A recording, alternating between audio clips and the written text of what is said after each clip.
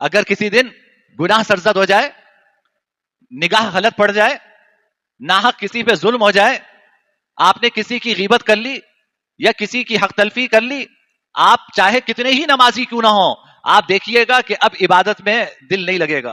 इन गुनाहों की नहूसत ये होती है कि इबादत से इंसान हटना शुरू हो जाता है। अनुफिल इबादत में कमजोरी आना शुरू हो जाती है।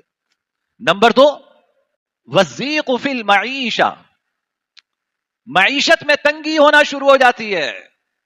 जब इंसान अल्लाह ताला की नाशुक्री करता है और गुनाह करता है, अल्लाह की नेमतों को अल्लाह की नाफरमानी में इस्तेमाल करता है, तो उसका नतीजा यह निकलता है कि रिज़्क़ तंग होना शुरू हो जाता है।